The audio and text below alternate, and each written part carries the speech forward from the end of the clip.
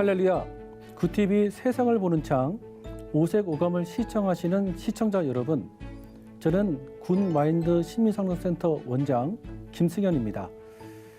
이번 시간에 나눌 주제는 애착입니다. 그래서 제목을 애착이란 무엇일까에 대해서 주제를 정했습니다.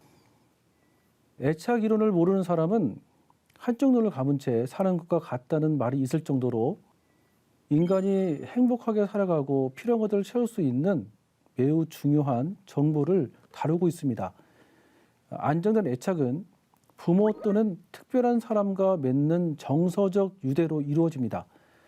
만약 안정된 애착이 이루어지지 않았다면 인생 전반에 걸쳐 부정적인 영향을 미쳐지게 되어집니다. 이처럼 애착은 한 사람의 인생을 좌우할 만큼 매우 중요합니다. 심지어는 영적으로도 이 애착이 어떻게 형성되느냐에 따라서 긍정적이고 건강한 신앙생활을 이어질 수가 있습니다. 어린 시절에서만 이 애착이 머물러 있는 것이 아닙니다.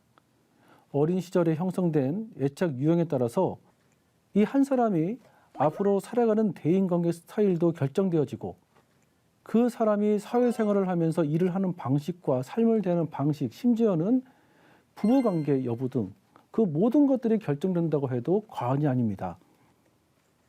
이것이 얼마나 소중하고 중요한지 사람들이 그렇게 실감을 못하는 것 같더라고요.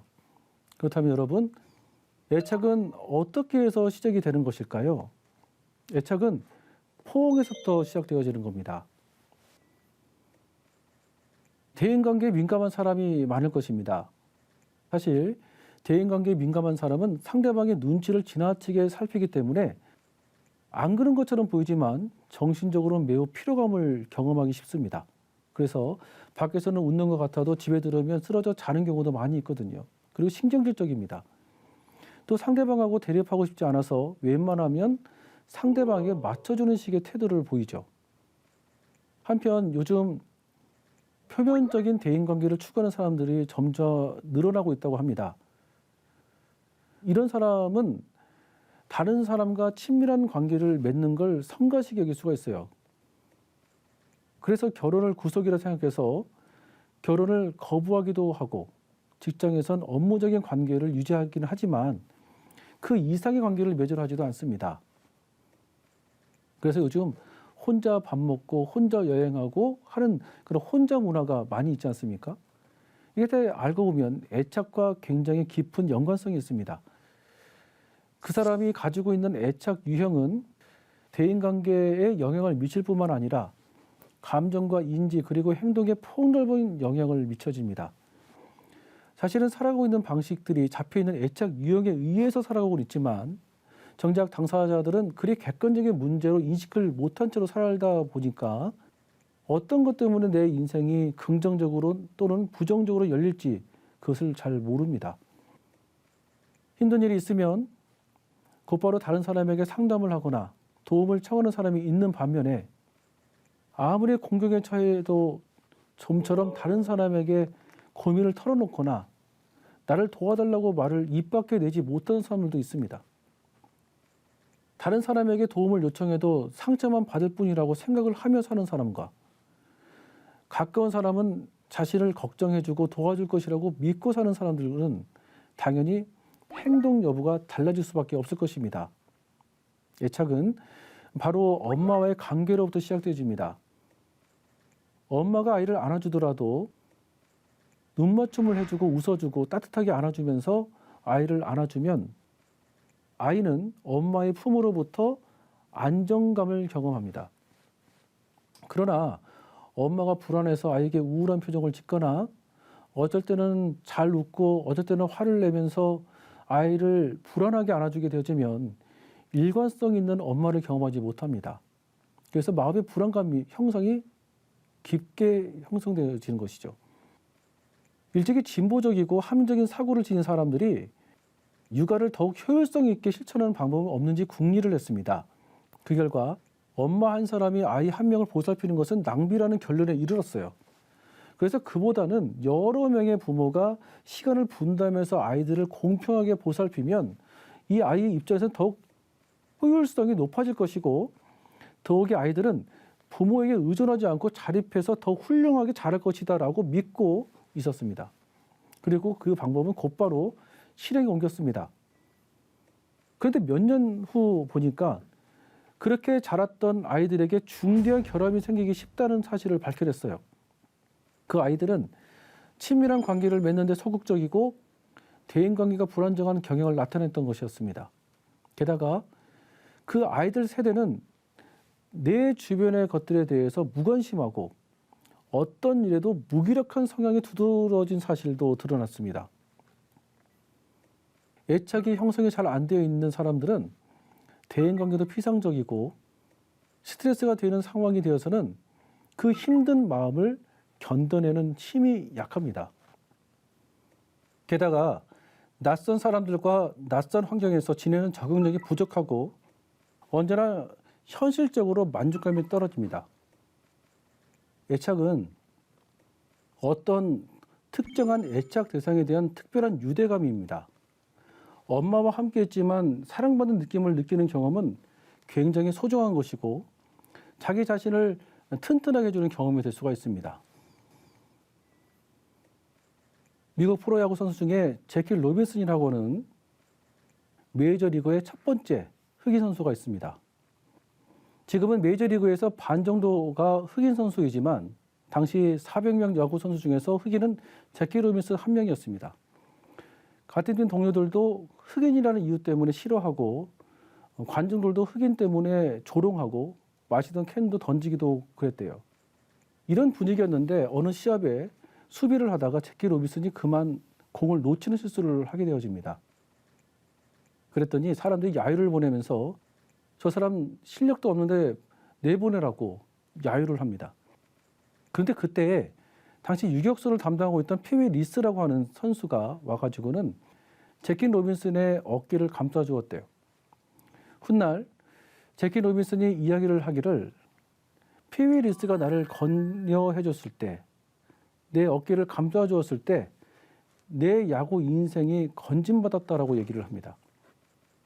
그 순간에 자기 야구 포기하라고 했대요.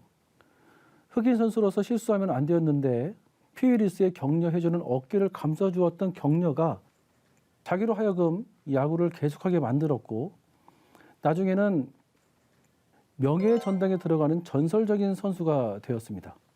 그래서 이 제키 로빈슨이 나오는 이름에는 반드시 피위 리스라는 선수가 같이 나옵니다. 그의 격려가 그의 인생을 세워준 것이죠. 사람은 내 마음을 따뜻하게 안아주는 애착 대상이 있을 때 삶을 비로소 포기하지 않을 수 있대요. 나를 안아주는 좋은 대상 경험, 그것을 가리켜서 대상 경험이라고 합니다. 그 대상 경험을 통해 내가 얼마나 특별한 존재를 체계화시킨다는 것이죠. 그래서 우리에게는 애착의 끈이 필요합니다. 제가 예전부터 자주 들었던 것이 아이들을 너무 안아주지 말래요. 아이들을 너무 이렇게 안아주게 되어지면 손을 타기 때문에 애들의 버릇이 나빠지니까 울어도 가만히 두면 알아서 그친다는 거라고 말을 하더라고요. 그래서 아이들을 안아주면 절대 안 된대요. 그런데 여러분, 사실 이런 말은 그 아이의 인생을 아예 망쳐버리겠다고 작정한 말입니다. 아이는 언제나 곁에서 지켜주고 필요한 도움을 주는 존재에게 특별한 유대감을 느끼고 살게 되어집니다. 내가 아무리 울어도 우리 엄마는 반응하지 않는다고 생각해 보십시오. 내가 아무리 표현해도 엄마는 채워주지 않는다고 생각해 보십시오. 내가 울어도 엄마는 일관된 모습으로 감정을 안아준다고 생각해 보십시오. 그러면 엄마와 함께 있는 것이 즐겁습니다. 그런 경험을 해 나가면서 어느 정도 나이가 들어지면 그 아이가 때가 됐을 때 독립적으로 살아가게 되어집니다. 그런데 그런 경험이 부족할수록 엄마나 아빠를 찾으려고 합니다. 다 컸어도 엄마 곁에서 떨어지지 않으려고 합니다.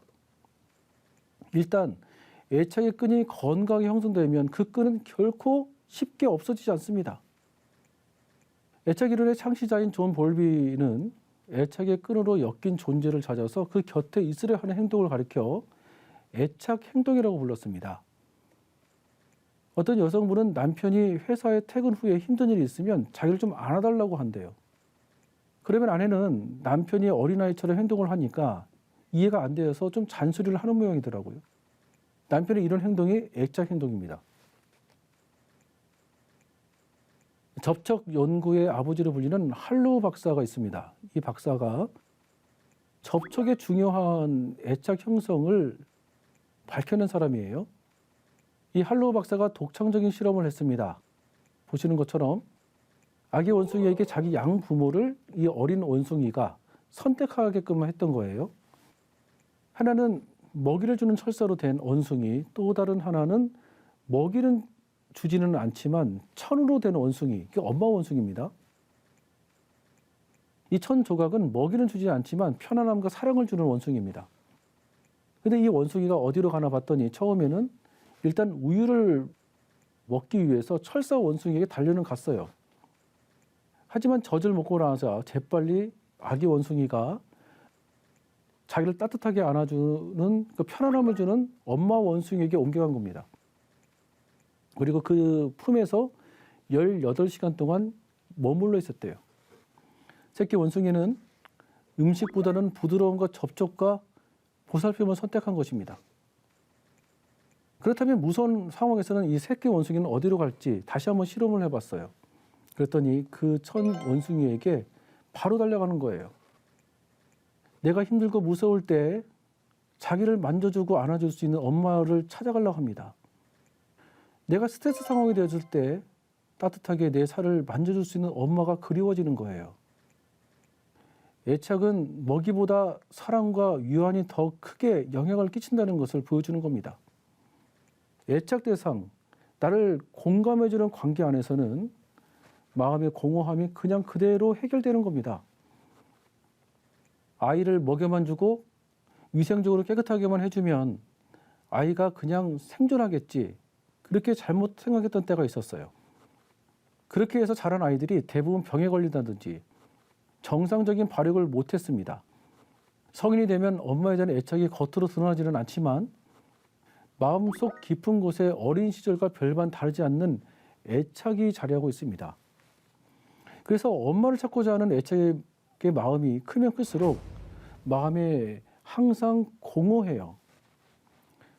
아이가 도움을 청했을 때 엄마가 곧바로 달래주고 안아줌으로써 아이와 엄마 사이에 흔들지 않는 애착의 뿌리가 내릴 수 있습니다.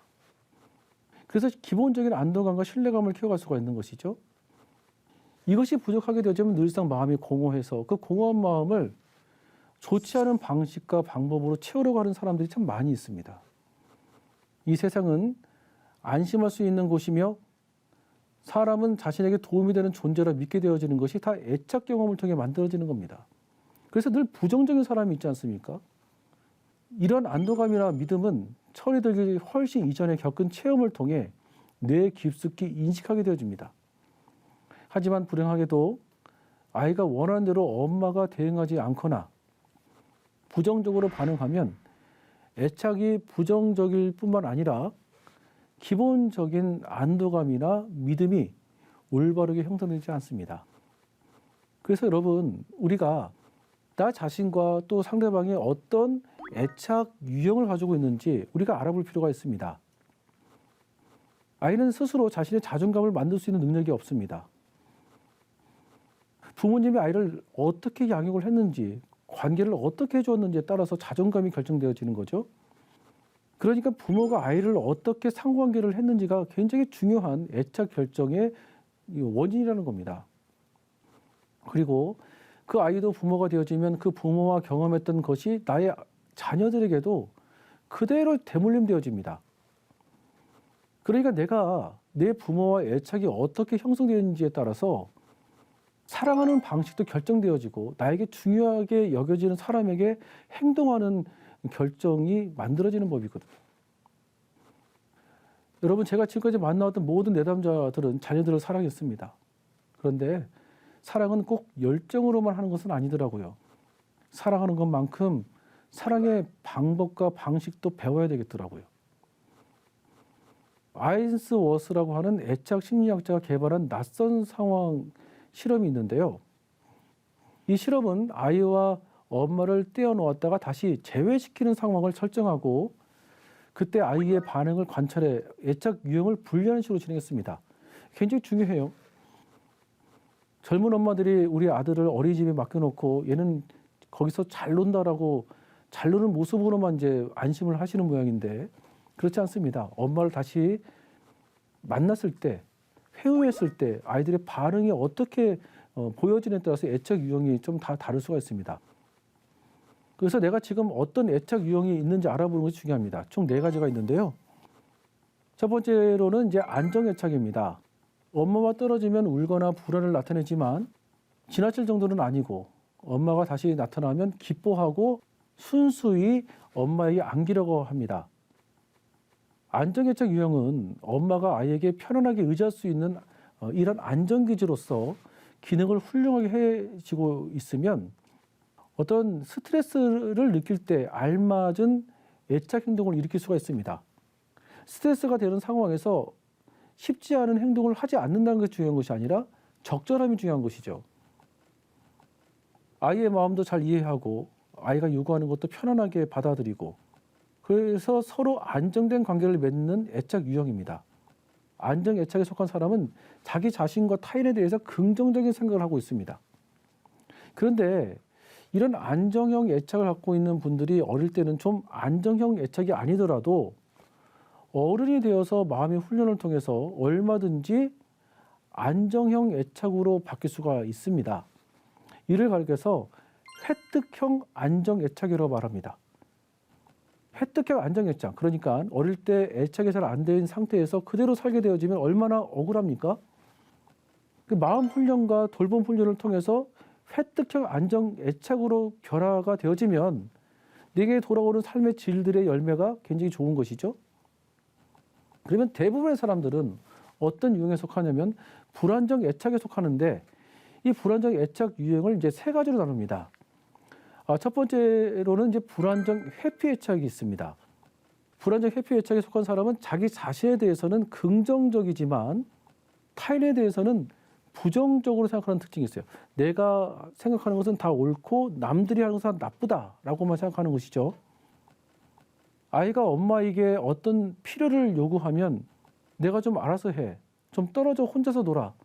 너는 항상 엄마하고 붙어 있으려고 그러냐. 엄마 귀찮게. 라고 말을 하면서 아이가 보내는 요구나 신호에 잘 응답하지 않는 것입니다. 어릴 때부터 아동 양육시절 등에서 자란 아이에게 전형적으로 나타나며 부모의 관심이나 보살핌이 부족하고 방연된 경우에도 이런 유형이 나타날 수가 있습니다. 그래서 엄마랑 같이 있는 시간에 질적인 사랑의 관계 경험이 얼마나 중요한 시대가 되는지 몰라요. 엄마에게서 떨어져도 거의 반응이 없고 엄마와 다시 만나도 눈을 마주치지 않고 안기려고도 하지 않습니다. 그리고 마음의 안정감이 부족하기 때문에 스트레스를 느끼면 스트레스를 느껴야 되는데 오히려 감정이 무감각하고 억압해서 애착 행동도 일으키려고 하지도 않을 때가 있습니다. 오히려 혼자 있는 것이 더 편하다고 생각하고 그냥 방 안에서 혼자 있으려고만 합니다. 그래서 이런 분들은 혼자 있는 것이 더 편하게 느껴지죠. 대인관계에서도 불편함을 느끼고 혼자 있을 때 안정감을 찾는 유형에 속합니다. 그리고 불안정 저항 애착이 있습니다. 불안정 저항 애착에 속하신 분들은 자기에 대해서는 부정적으로 생각하지만 타인에 대해서는 늘 긍정적으로 생각하는 특징이 있습니다. 부모가 자녀에게 너무 지나치게 감정을 표현하는 것입니다.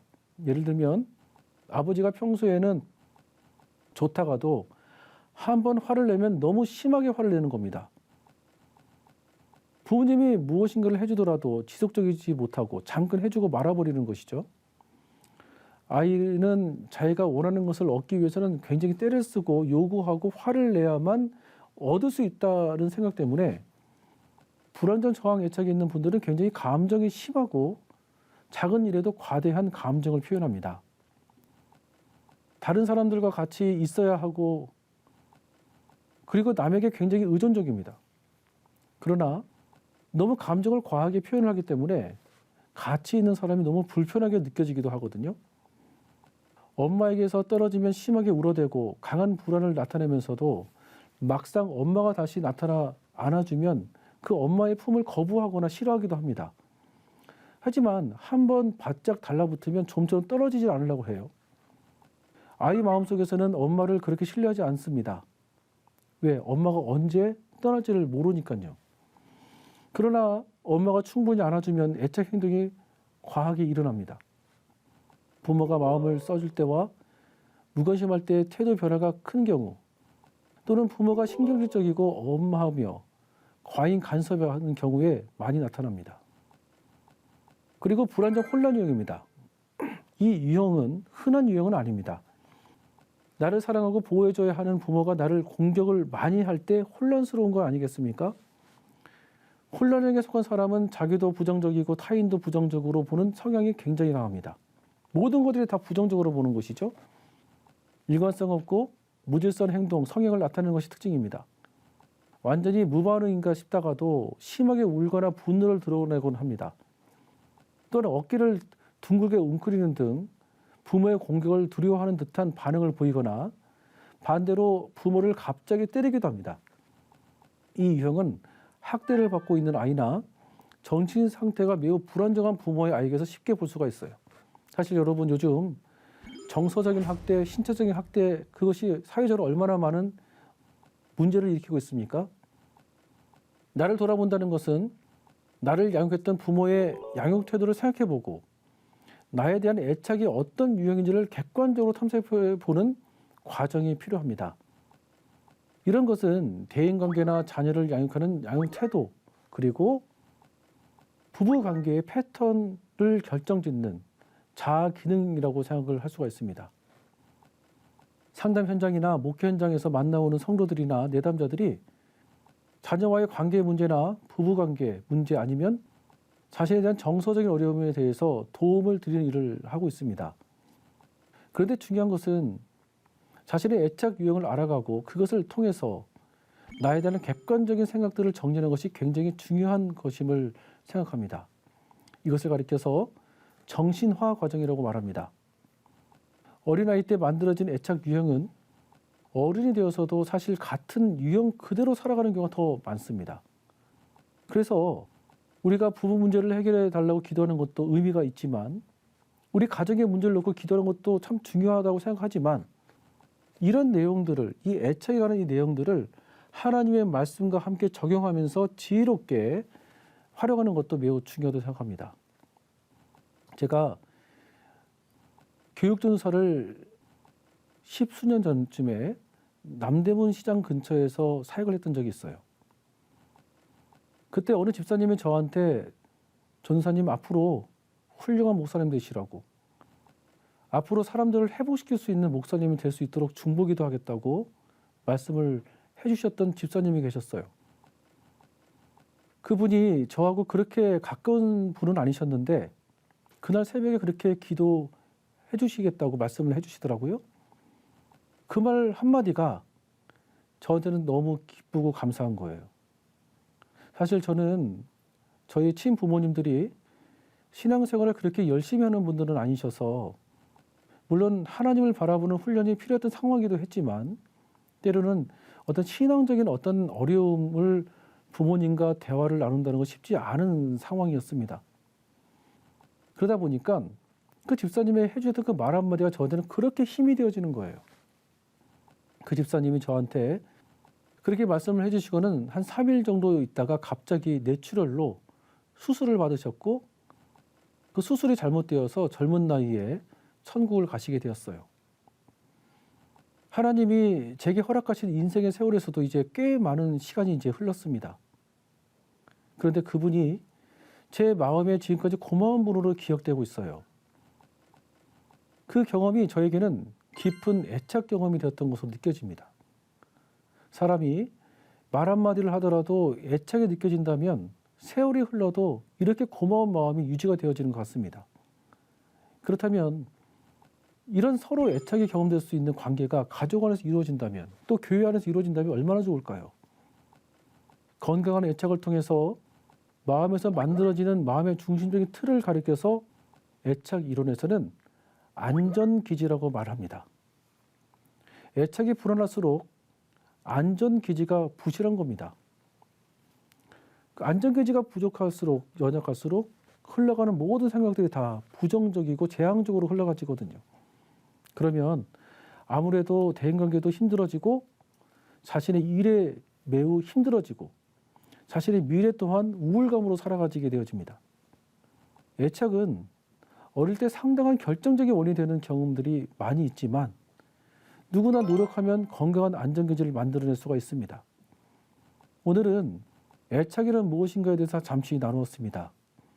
애착을 통해 객관적인 정신화 과정이 필요하고 그 과정에 충실하고 성실하게 노력하면 건강한 삶 그리고 하나님이 누릴 수 있는 예비의 축복들을 누구나 함께 할 수 있다고 생각합니다. 하나님의 말씀으로 세상을 이해하고 바라보는 마음의 창이 여러분 안에 열리기를 소망하며 이 시간 마치겠습니다. 감사합니다.